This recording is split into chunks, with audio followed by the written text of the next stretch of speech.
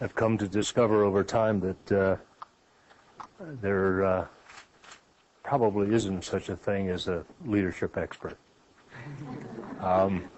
We used to think that Jack Welch, who's perhaps his reputation was to be one of those, and the things that you discover as you watch the whole life dynamic of any professional is that, and if you're a practicing professional in your own right, you're very careful about never positioning yourself as an expert.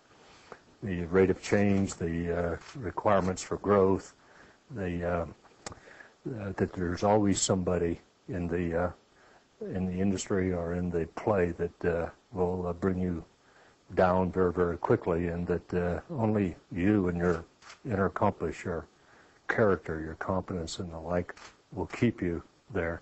I want to show you some models tonight about how to think about this subject of leadership and how to create some systems logic to this particular subject. I would like for you to change the lenses in your glasses, because I know full well that you're focused subject matter experts, and I think it's remarkable that you're here during exam week. Either you've taken them or you're praying a lot, because taking exams in either undergraduate or graduate school is quite a hard close, and it requires a lot of focus. And I hope that you will not be disappointed for the hour or so that we'll spend here tonight. I don't think you will be. But let me just start about this subject of who I think you are and who I think the people with whom I work are.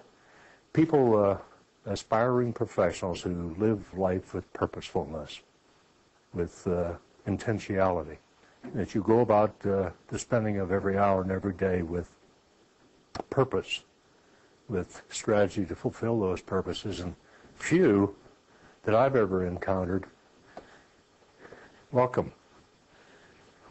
few that I've ever encountered didn't get a real hoot out of building and belonging to a potent human force so significant that you can make your purpose happen. To build and to belong to the community of buffs is a pretty cool thing. And you ain't seen nothing yet in the context of your life journey.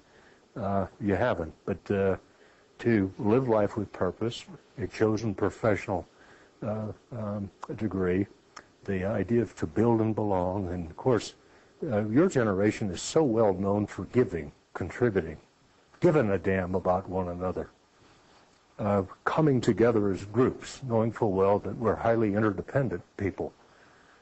And so I'm going to ask you to be someone else than what some of your professors may have asked you to be, and that's the smartest kid in the class to the most generative person in the class, if you would.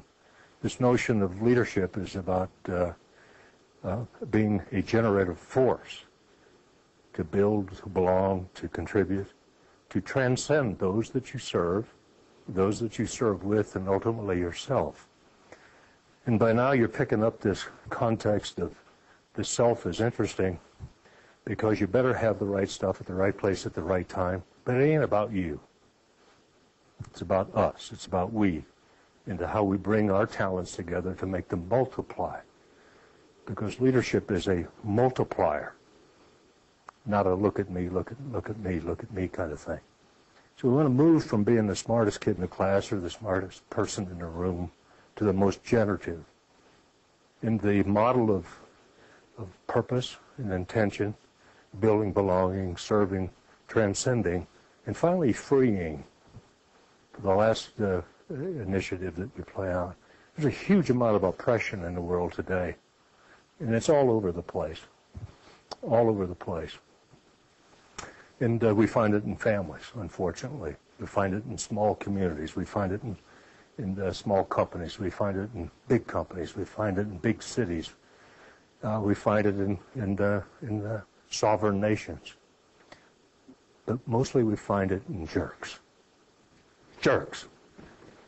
Because when you stop to think about where does that crap come from in the first place, is some kind of messed up mind that creates a belief system that if they have all the wealth and all the power and all the fame, that they can control the attitudes and aspirations of everybody in their community. And if you don't respond to them, then they try to beat the hell out of you, right? In all kinds of subtle and not so subtle ways.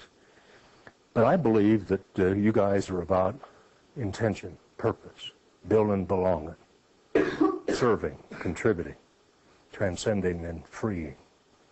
And as we believe that system, then we can begin to shape some other thought processes about how we work in this world. This world is a messy place, ladies and gentlemen. Very, very, very messy. We've got remarkable population growth underway at the moment, and I won't do too much of a detailed deep dive into these things, other than tell you that there's 6 billion people in the world today, and less than 10 years from now, there are going to be 8 billion people in this world, and they're all moving from the agricultural world to the cities and to the coastlines of nations all over the world. And they're building huge cities in megapolises, which can be a wellspring of real tough behavior, or it could be a wellspring of remarkable life quality that people so well deserve.